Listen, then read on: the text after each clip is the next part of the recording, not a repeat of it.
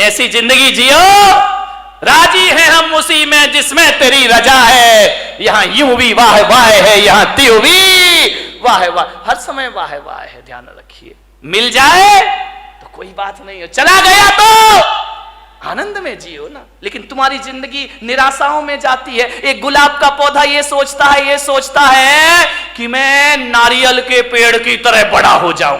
अब बाजू में लगा है, अब वो सोचे मुझे नारियल का पेड़ बना दे, नारियल का पेड़। अब गुलाब का पौधा कैसे पेड़ बन जाएगा? पेड़ इसलिए दुखी है कि वो सोचता है यार गुलाब जैसे फूल मुझ में आ जाए, गुलाब जैसे फूल, जिंदगी दुखी हो जाएगी। एक जगह मैंने देखा, अरे गुलाब का पेड़ अपनी पौधा अपनी मस्ती में झूम रहा है, नारियल का पेड़ अपनी मस्ती में झूम रहा है। मैंने एक साधु से पूछा, बताओ ये अपनी मस्ती में क्यों है, ये इतने आनंदित क्यों है? बोले इसलिए आनंदित है कि नारियल का पेड़ कभी नहीं सोचता कि मुझ में फूल लग जाए, और गुलाब कभी नहीं सोचता कि मैं इतना ऊंचा हो जाऊं। इसकी अपनी मस्ती होती है और उसकी अपनी मस्ती में रहो।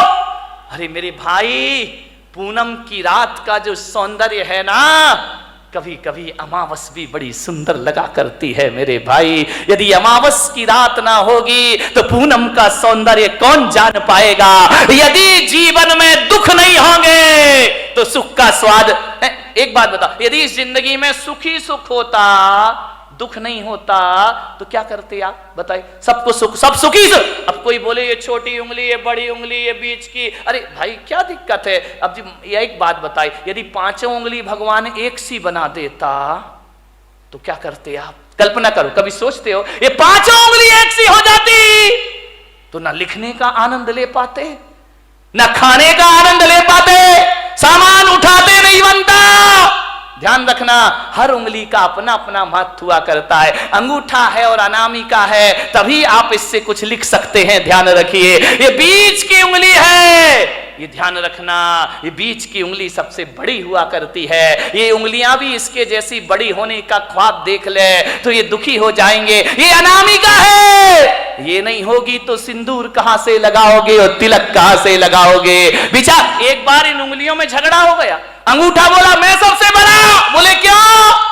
बोले देखो मैं बात तो देखो, ये अंगूठा है, दिखाई दे रहा ये अंगूठा, लेकिन ऐसा बदकिस्मत है कि अंगूठा ये है, अंगूठी ये पहनती है। ध्यान, इसके पास नहीं आती अंगूठी, इसके पास आती। ये चार अंगूठी पहनती है, अंगूठा अंगूठी दिखाते रह जाया करता है, उस पर आभूषण ही नहीं आते हैं। बोले मैं सबसे बड़ा। बोले क्यों? बोले मैं मोटा हूं, मेरे बिना चारों उंगलियों तुम लोग कुछ नहीं कर सकती हो, तुम्हारा कोई अस्तित्व नहीं है। तर्जनी ने कहा एक इसका मतलब मैं नहीं होंगी तो तुम दिखाओगे किसे? ये तो दूसरों पे उठती उंगली, अपने पे तो उठती नहीं है। बोले दूसरों पे उंगलियां उठाने की जरूरत पड़ेगी, मैं तैयार खड़ी हूं। बड़ी ने कहा मैं सबसे बड़ी हूं। अनामिका ने कहा चल, काय की सबसे बड़ी है, मैं नहीं होंगी तो तेरा कोई अस्तित्व नहीं बचे। छोटी वाली चुपचाप खड़ी थी। बोली बहन तू भी कुछ बोल ले। बोले मैं काय को बोलूं, मैं तो सबसे बड़ी हूं। अरे बोली छुटकी ज्यादा बोल रही है, इतनी सी तो है, वो कह रही सबसे बड़ी हूं।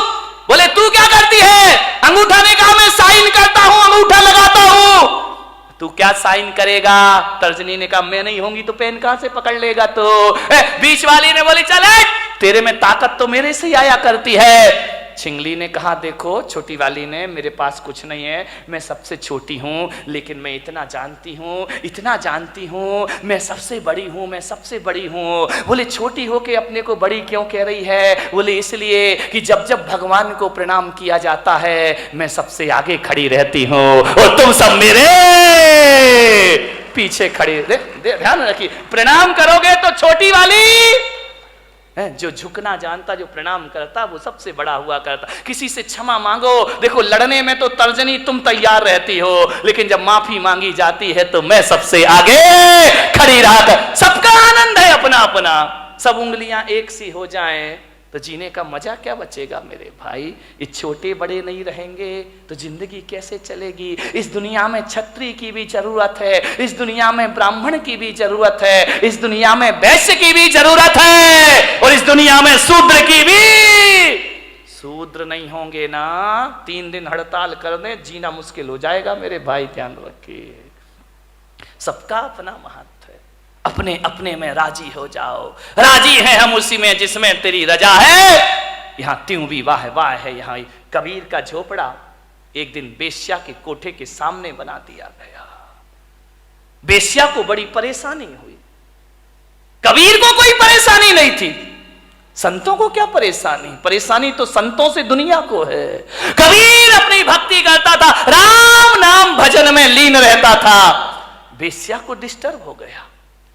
रोज बेश्या के कोठे में ढोलक बजती, तबले पर थाप पड़ती, घुंघरुओं की आवाज आती, और जब घुंघरुओं की आवाज और ढोलक की थाप पड़ती, कबीर उस संगीत में अपने राम का भजन किया करता, भगवान का स्मरण। बड़ा आनंद है मुझे इस जीवन में। लेकिन जैसे ही कबीर भजन गाता तो ये दीवाने मतवाले लोग बेश्या के कोठे में जाते और कबीर का भजन सुनते, कबीर के पास जाकर बैठ जाते। अरे बेश्या ने कहा, ये कबीर तो मेरा धंधा चौपट कर देगा। जे लोग आते हैं वासना के लिए, ये साधना में लगा देता है। बोले ये तो मेरी दुकानदारी पूरी बंद कर देगा।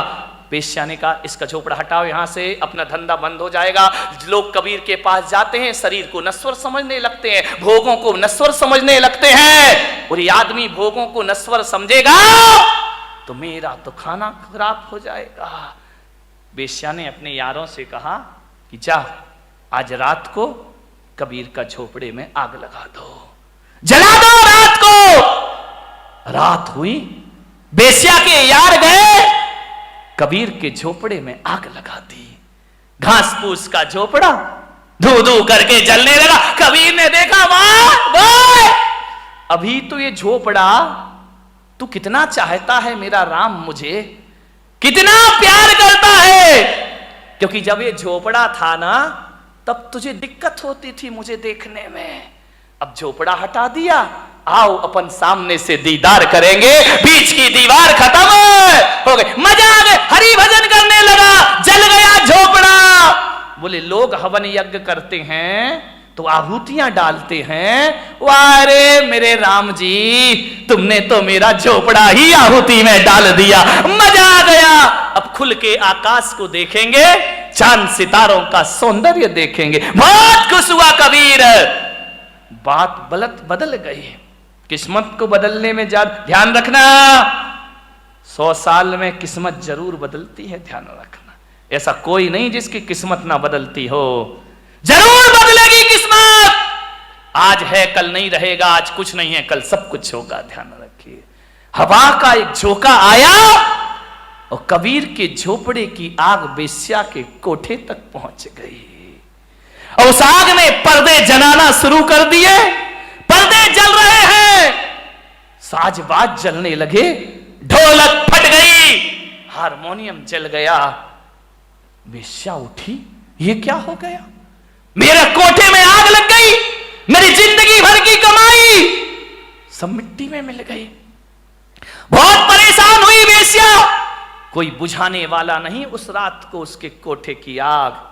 सवेरे तक कोठा जल जल के धुआं हो गया।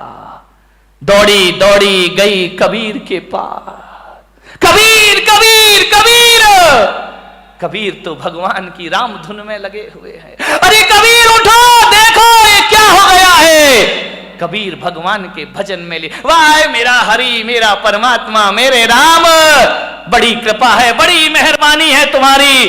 बेश्या ने कहा, कबीर तेरे तो आगे पीछे कोई नहीं है, तू तो साधु अक्खड़ फक्कड़ है, मेरी तो जिंदगी भर की कमाई धू धू करके जल गई कबीर, मैं बर्बाद हो गई।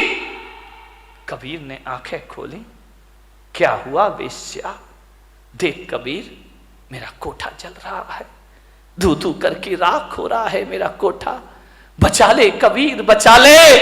कबीर ने कहा, इसमें मैं क्या कर सकता हूं। बोले कबीर मुझे माफ कर, मैं प्रायश्चित चाहती। अरे किस बात का प्रायश्चित।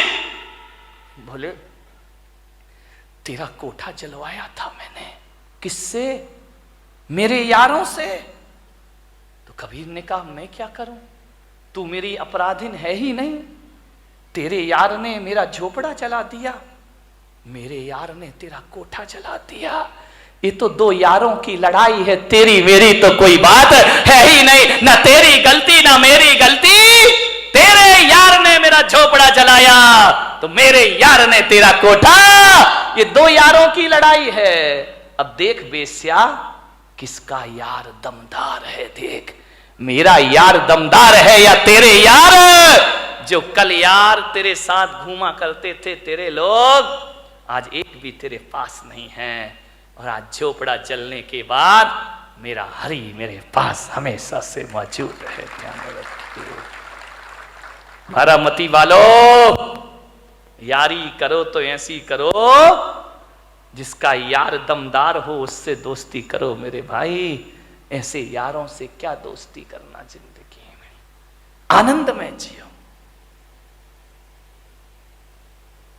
सूरत में एक मेरे भक्त ओम प्रकाश बाबूजी अब इस दुनिया में नहीं है। मैं भीलवाड़ा में कहीं था, रात पता चला कि उनकी फैक्ट्री में आग लग गई, धू धू करके फैक्ट्री जल गई। मेरे पास, मेरे स्टाफ के पास फोन आए कि बाबूजी की झोपड़ी, बुरी मिल जल गई है कपड़ों की। वो जिन शरणम के अध्यक्ष थे उस समय। बाबूजी की फोन पर स्पीकर खोल के बात हुई। मैंने कहा बाबूजी, ये जो मिल जल गई आपकी, कहां है आप? बोले कहां हूं? सामने खड़ा हूं, मिल जल रही है कपड़े की। आप कुछ नहीं कर रहे? क्या करना महाराज, कर भी क्या सकता हूं? मैं तो बुझा नहीं सकता। बुझाने वाले अपना काम कर रहे हैं, मैं अपना काम कर रहा हूं। मैंने कहा क्या हुआ? कुछ नहीं महाराज, चिंता मत करो, आपका हाथ हमारे सिर पर है, ऐसी 10 मील फिर खड़ी करने की मैं ताकत रखा करता हूं। वो आदमी कमजोर नहीं पड़ा, वो शख्सियत कमजोर नहीं पड़ी, हौसले हैं महाराज। आपका शिष्य इतना कमजोर नहीं है। 2 मील क्या ऐसी और भी जल जाए तो भी मेरे मन में कोई फर्क पड़ने वाला नहीं है। मैंने कहा बाबूजी, आप उस समय क्या महसूस कर रहे थे जब वो मुझसे मिलने आए? बोले क्या कर रहा था? आपका हाथ सिर पर है ना, भगवान मेरे साथ है ना। तो मैंने कहा जब मील जली हुई देखी आपने तो क्या महसूस किया? बोले यही किया कि पेड़ से कुछ पत्ते हैं झड़ गए हैं, पतझड़ है, सावन फिर आएगा, मैं फिर हरा हो जाऊंगा। ध्यान रख।